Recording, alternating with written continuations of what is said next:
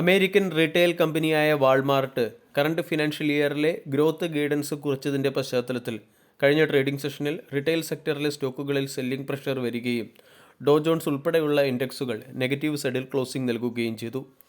ഡോ Jones 450 പോയിൻറ്റും S&P 0.43%, Nasdaq 0.47%മാണ് ഇടിഞ്ഞത്. കറണ്ട് ഫിനാൻഷ്യൽ ഇയറിൽ വാൾമാർട്ടിൻ്റെ സെയിൽസിൽ 3 മുതൽ 4% ഇടിവ് വരാൻ സാധ്യതയുണ്ടെന്ന് കമ്പനി അറിയിച്ചതിൻ്റെ പശ്ചാത്തലത്തിലാണ് കഴിഞ്ഞ ട്രേഡിംഗ് സെഷനിൽ വാൾമാർട്ട് എന്ന സ്റ്റോക്ക് 6.5% ഇടിഞ്ഞത്. കൂടാതെ അമേരിക്കയുടെ ലീഡിംഗ് എക്കണോമിക്സ് ഇൻഡെക്സിൻ്റെ അൺഎക്സ്പെക്റ്റഡ് കോൺട്രാക്ഷനും ഇക്കോണമിയിൽ പ്രഭാവം പടർത്തുന്നുണ്ട്. ഇതിൻ്റെ ഇമ്പാക്റ്റ് മാർക്കറ്റിൽ പ്രകടമാണ്. കഴിഞ്ഞ ട്രേഡിംഗ് സെഷനിൽ ബാങ്കിംഗ് ആൻഡ് ഫിനാൻസ് സെക്ടറിലെ സ്റ്റോക്കുകളിൽ ഇടിവ് വരികയും ചെയ്തു.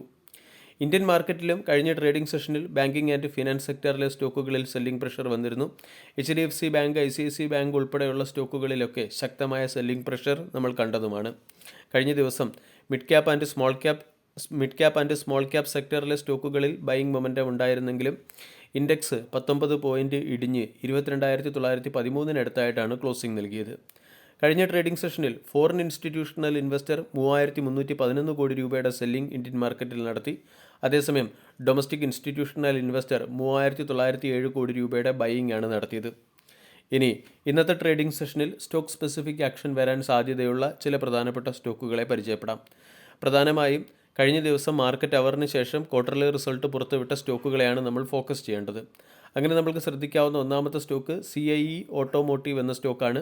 CIE ഓട്ടോമോട്ടീവിൻ്റെ റവന്യൂ 5.8% ഇയർ ഓൺ ഇയറിൽ ഇടിഞ്ഞ് 2,240 കോടിയിൽ നിന്നും 2,110 കോടിയിലേക്ക് എത്തി. കമ്പനിയുടെ EBITDA 8.6% ഇടിഞ്ഞ് 327 കോടിയിൽ നിന്നും 299 കോടിയിലേക്ക് എത്തിയിട്ടുണ്ട്. കമ്പനിയുടെ പ്രോഫിറ്റ് മാർജിൻ 14.6%-ൽ നിന്നും 14.2%-ലേക്ക് ഇടിഞ്ഞിട്ടുണ്ട്.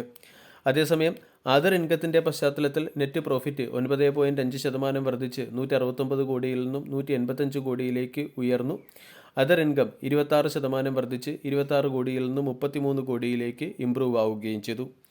സനോഫിയുടെ ക്വാർട്ടർലി റിസൾട്ടും മോശമാണ്. സനോഫി കൺസ്യൂമറിൻ്റെ ക്വാർട്ടർലി റിസൾട്ട് പരിശോധിച്ചാൽ ഇയർ ഓൺ ഇയറിൽ പ്രോഫിറ്റ് 34.8% ഇടിഞ്ഞ് 67 കോടിയിൽ നിന്നും 44 കോടിയിലേക്ക് എത്തി. റവന്യൂ 24% ഇടിഞ്ഞ് 225 കോടിയിൽ നിന്നും 171 കോടിയിലേക്ക് എത്തി. EBITDA 30% ഇടിഞ്ഞ് 89 കോടിയിൽ നിന്നും 62 കോടിയിലേക്ക് എത്തുകയും മാർജിൻ 39.8%-ൽ നിന്നും 36.4%-ലേക്ക് എത്തുകയും ചെയ്തു. ഇനി മറ്റ് ചില പ്രധാനപ്പെട്ട സ്റ്റോക്കുകളിൽ വന്ന ലേറ്റസ്റ്റ് അപ്ഡേറ്റിലേക്ക് കിടക്കാം. ഒന്നാമത്തേത് JM ഫിനാൻഷ്യൽ. 2008-2009 അസസ്മെൻറ്റ് ഇയറിലെ IT റീഫണ്ടായി കമ്പനിക്ക് 230 കോടി രൂപ ലഭിച്ചിട്ടുണ്ട്. ഇതിൻ്റെ പശ്ചാത്തലത്തിൽ സ്റ്റോക്കിനെ ഫോക്കസ് ചെയ്യാം. NTPC ഗ്രീൻ എനർജി എന്ന company Bharat light and power എന്ന കമ്പനിയുമായി ചേർന്ന് ഗ്രീൻ ഹൈഡ്രജൻ എക്സ്പ്ലോറേഷന് വേണ്ടി മെമ്മറാൻഡം ഓഫ് അണ്ടർസ്റ്റാൻഡിങ്ങിൽ ഒപ്പുവെച്ചു. വേദാന്ത എന്ന company 5 gigawatt nuclear power capacity provide ചെയ്യുന്നതിനു വേണ്ടി ഗ്ലോബൽ കമ്പനികളിൽ നിന്നും ബിഡിംഗ് ക്ഷണിച്ചിട്ടുണ്ട്. റലീഗർ എൻ്റർപ്രൈസസിൻ്റെ ചെയർപേഴ്സണും കമ്പനിയിലെ US ബേസ്ഡ് ഇൻവെസ്റ്ററും തമ്മിൽ നടന്ന തർക്കം ഏറെക്കുറെ അവസാനിക്കുകയും കമ്പനിയുടെ കൺട്രോൾ ബർമൻ ഗ്രൂപ്പിന് ലഭിക്കുകയും ചെയ്തിട്ടുണ്ട്. ആക്ഷൻ കൺസ്ട്രക്ഷൻ എക്യുപ്മെൻ്റ് എന്ന സ്റ്റോക്കിനെയും ഇന്നത്തെ ട്രേഡിംഗ് സെഷനിൽ ഫോക്കസ് ചെയ്യാം. ഡിഫൻസ് മിനിസ്റ്ററിയിൽ നിന്നും കമ്പനിക്ക് 420 കോടി രൂപയുടെ ഓർഡർ ലഭിച്ചു.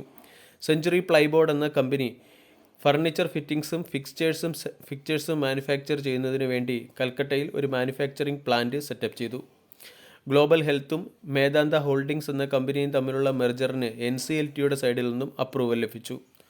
ഹോസ്പിറ്റൽ സെക്ടറിൽ നിന്ന് നമ്മൾക്ക് ഇന്ന് ഫോക്കസ് ചെയ്യാവുന്ന സ്റ്റോക്ക് നാരായണ ഹൃദയാലയ എന്ന സ്റ്റോക്കാണ്.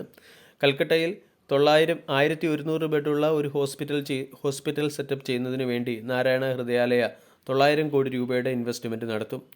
ടാറ്റ സ്റ്റീൽ എന്ന company Singapore based T steel holdings private ലിമിറ്റഡിൻ്റെ ഷെയറുകൾ 2,603 കോടി രൂപയ്ക്ക് അക്വയർ ചെയ്തു.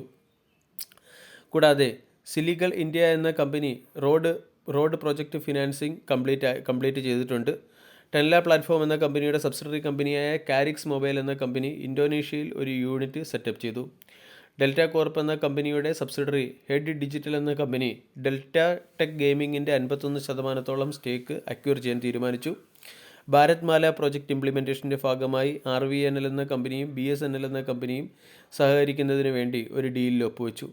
മഹീന്ദ്ര ആൻഡ് മഹീന്ദ്ര എന്ന കമ്പനിയുടെ ബോർഡ് ഓഫ് ഡയറക്ടേഴ്സ് കമ്പനിയുടെ 3000 കോടി രൂപയുടെ റൈറ്റ് ഇഷ്യൂ പ്ലാനിന് അംഗീകാരം നൽകുകയും ചെയ്തു. ഇനി ഈ ടൈറ്റ് മാർക്കറ്റിൽ പ്രൊമോട്ടേഴ്സ് അവരുടെ സ്റ്റേക്ക് ഹോൾഡിംഗ് വർദ്ധിപ്പിക്കുന്ന ചില പ്രധാനപ്പെട്ട സ്റ്റോക്കുകളെ മനസ്സിലാക്കാം. ഒന്നാമത്തേത് Jindal steel and power. Jindal steel and പവറിൻ്റെ പ്രൊമോട്ടർ ഫെബ്രുവരി 14 കമ്പനിയുടെ 13.35 ലക്ഷം ഷെയറുകൾ വാങ്ങിയിട്ടുണ്ട്. ഹിൻഡ്വെയർ ഹോം ഇന്നോവേഷൻ എന്ന കമ്പനിയുടെ പ്രൊമോട്ടറും ഫെബ്രുവരി 18 1.25 ലക്ഷം ഷെയർ വാങ്ങിയിരുന്നു. എംഡാർ ടെക്നോളജി എന്ന കമ്പനിയുടെ പ്രൊമോട്ടർ ഫെബ്രുവരി 20 1.05 ലക്ഷം ഷെയർ വാങ്ങി. NCL ഇൻഡസ്ട്രീസിൻ്റെ പ്രൊമോട്ടർ 2700 ഷെയറുകളാണ് അക്വയർ ചെയ്തിരിക്കുന്നത്.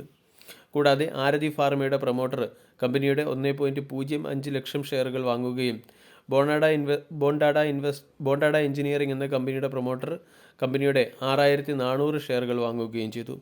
Ward wizard innovation and mobility എന്ന സ്റ്റോക്കിനെ ഫോക്കസ് ചെയ്യാവുന്നതാണ്. തുടർച്ചയായ മൂന്നാമത്തെ ട്രേഡിംഗ് സെഷനിലും കമ്പനിയുടെ പ്രൊമോട്ടർ 23 ലക്ഷം ഷെയറുകൾ പ്ലഡ്ജിൽ വെച്ചിട്ടുണ്ട്.